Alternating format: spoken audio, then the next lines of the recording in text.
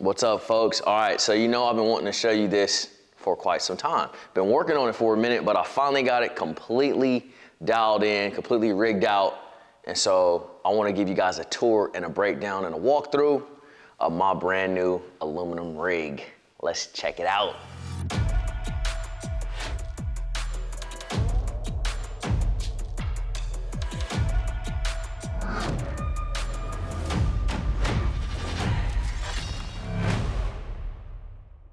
All right, guys, so this is my RT 188P boat. The P stands for pad boat. We'll get into that a little bit later why I selected the P model as opposed to the other models that are available. But without further ado, man, let's jump right into it. We'll jump in the bow, take a peek at what we got up here, and then we'll work our way to the back of the boat. All right, so I told you guys I wanted this to pretty much mimic my tournament boat. And yes, I am putting an old man step on my aluminum rig. If you guys don't have some form of steps to get in and out of your boat, I highly recommend it. This is just a very convenient, easy way to get in and out of your boat without hurting yourself. This one is a trick step. Same one I run on my tournament rig. I love these steps. It makes it really easy. People laugh at me, talk about, I don't care. I'm in and out of my boat quick, easy, and not killing myself. So there you have it. All right, guys, so for me, I wanted this boat to really mimic my tournament boat. I wanted something a little smaller that I could weave in and out of tight areas, beat up a little bit, and not cost me a ton of money. That's why I went with the aluminum model. But with that being said, right off the giddy, I went ahead and put a Garmin Force trolling motor on this boat. I'm telling you, this trolling motor is so powerful, it pulls this boat over 4 miles an hour. Nevertheless, it's super quiet whenever I need to get shallow and flip and things like that. This is a great trolling motor, has been since they came out with this model. Of course, we live in the age of technology. There was no way that I was not gonna put a Garmin LiveScope on here. And this is the new LiveScope Plus, the 34 transducer, and super crispy, super clean. I gotta have it. Moving along right here, I went with dual stack mount right here. So huge shout out to Bass Boat Technology. I've been running their mounts my whole career and I'll probably never run another mount. These things are super sturdy. They look cool, they handle well, and just look at the design and the engineering that they put into their mounts. So shout out to Van and his whole crew over there building these great mounts. Dual stacked. You guys know I gotta have one dedicated for my LiveScope, and that's this one here on top. It's a 12-inch, and then I have my 2D sonar and my mapping, which anymore, I'm not using 2D sonar that much at the trolling motor. So this is pretty much for my mapping, so I know where I'm going, and so I know where my waypoints are and things like that. We have a unit dedicated to that.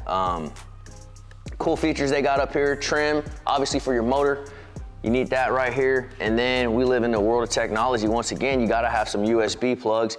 You might wanna charge your cell phone or something while you're up here on a trolling motor. You never know. That's a cool feature that Ranger added. Cup holder right here. And then they have a cool little convenient place to put my cutters, my scissors, things like that right here underneath my dual stack mount. And then I have my power pole switches mounted right here, just like on my tournament rig. We'll show you guys the poles here in just a moment. All right, so then we get here to the console, and I went with a more of a simplistic approach. We just ran one unit at the console. There's not nearly as much console space on the aluminum boat as it is on my glass boat, and I just kind of felt like it'd be a little overkill for this rig. So we have one 12-inch Garmin right here that's also mounted on a Bass Boat Technology mount. I was not gonna skip out on that. There's nothing like getting in some rough water and watching your units vibrate and you're worried about them breaking off and flying and hitting you in the face. If you run Bass Boat Technology mounts, I promise you, you'll never have that issue. So that's exactly what we went with on the aluminum rig. All of your switches right here, you got your horn, your anchor lights, aerators, and your key start, all right here conveniently located. And then I went ahead and put TH Marine blinker trim, dual blinker trim. So I have one for my hydraulic plate for my up and down, and then I have one blinker switch on the right-hand side for my tilt trim going out and down. So again, very much so mimicking my tournament rig as I travel around the country. But this one right here is the rig for around the house. All right, guys, so now I'm here on the front deck. Look at the size of this front deck. It is massive, and this is an 18.5-foot aluminum boat. Fish 2 guys up here very comfortably. I got plenty of storage, rod storage, tackle storage, day box, an ice chest, a dry box right here for all of my daily things like my keys, my wallet, things like that. That all goes right here. I'll pop open a couple of these boxes just so you guys can see just how roomy and spacious this thing is.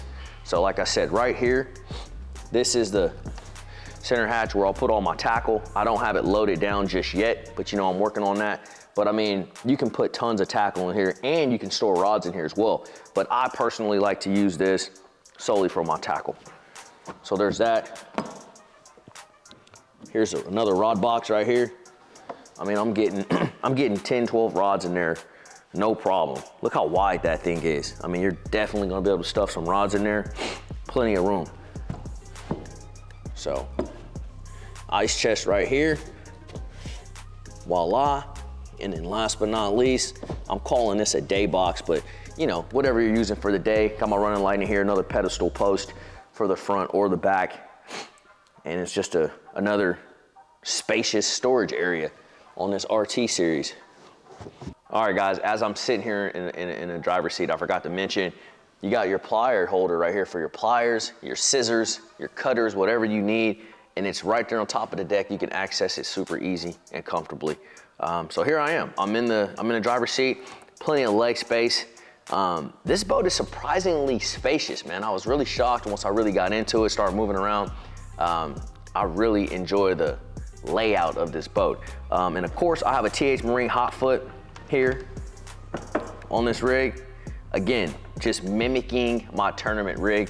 I know how my tournament rig's set up because I spend so much time in it, and so I wanted this to be basically a small version of that, and that's exactly what we got here with the RT188P.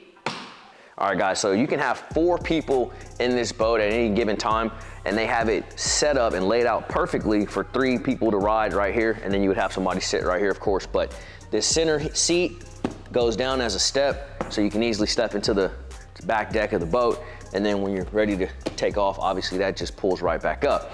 Really cool. So we'll jump into the live wells on this boat. Now this is something that's very impressive on this rig.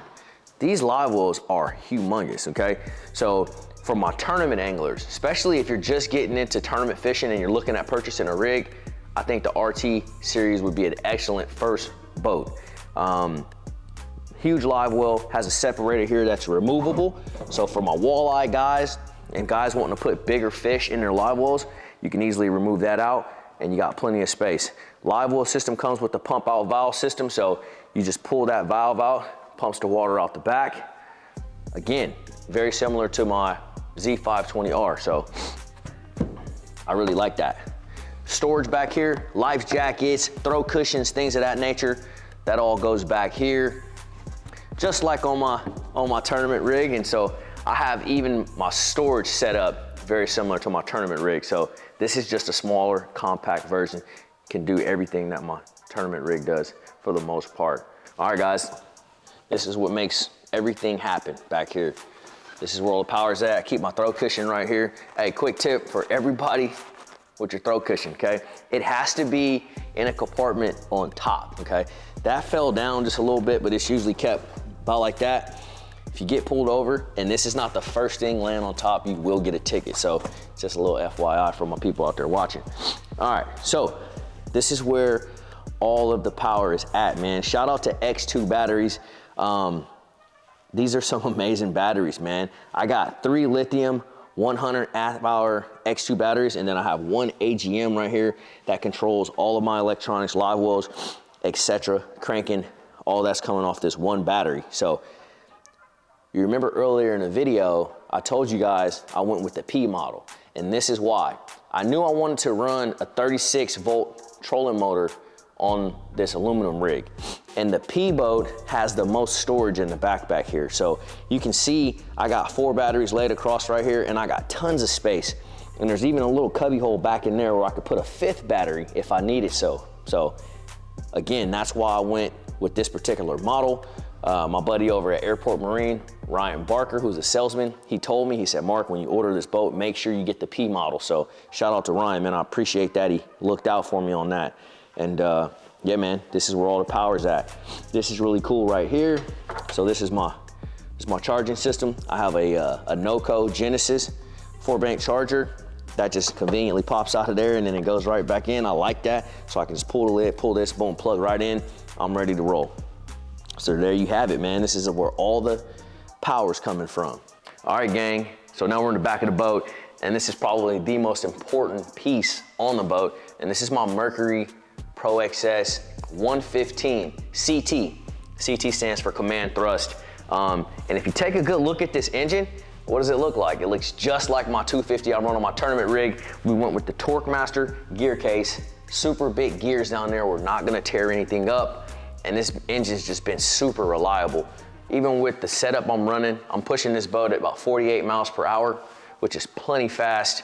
And she's been very reliable, man. I really like this engine right here. So we'll keep rolling, man. We got power poles right here. I went with 8-foot blades. Those have always been my go-to as far as my power poles go. I know some guys like 10s. I prefer the 8s. Same as my tournament rig. I got 8-foot blades on here. I got a TH Marine hydraulic jack plate. I really plan on getting into some skinny water in this boat. It drafts super shallow already. And so with that jack plate, Lord knows where I might put this thing. So I'm looking forward to sneaking in some backwaters, to say the least. All right, guys, so this RT 188P holds 24 gallons of gas. The gas tank's located right here on the port side in the back. And man, a feature that you guys have heard me talk about before, but I love this feature, and that's the actuator right here to the drain plug. So if you lost your boat and you forget to put your plug in, not a problem, just walk back here, turn that bad boy to in, and you're ready to take off, man. No more running, screaming, trying to put your boat back on the trailer before your boat sinks. We got you covered right here. All right, guys, while we're here in the back, something I wanted to make mention of are the bolt buckles right here that strap your trailer down, strap your boat down to your trailer. So this is very important, more important on this boat than your fiberglass boats. And the reason why, this boat is super light. And I'm speaking from experience. If you just back this thing a hair far into the ramp, that aluminum boat's shooting off that trailer and it's out of here. So make sure you strap down your boat properly when you're taking it in and out of the water. I can't emphasize that enough. You're gonna save yourself some trouble down the road. All right, guys, last but not least is the trailer. A very critical portion of any boat. But I wanted to emphasize a tandem axle trailer versus a single axle. So if you're somebody like myself, I put thousands of miles on my trailer every single year, and my aluminum rig's gonna be no different. I'm gonna be scouting out of this boat, so I may be driving to Texas, I may be driving to North Carolina, wherever. I'm gonna feel very comfortable and safe with this tandem axle trailer. So if you're somebody that's gonna fish local, to and from your local lake, a single axle will probably get the job done. But if you're gonna put a lot of miles on it, you might wanna consider getting a tandem axle trailer, and that's what I did here on my RT series. All right, guys, so here it is, man. This is my aluminum rig, RT 188P. Love this boat. Spent quite a bit of time in it already here around the house.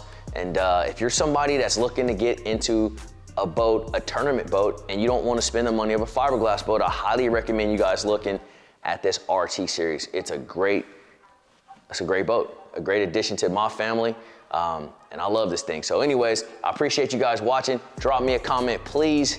It's 2023, we're about to get this thing cranked back up on YouTube, so you guys be looking for that, and I'll see y'all on the water. Peace.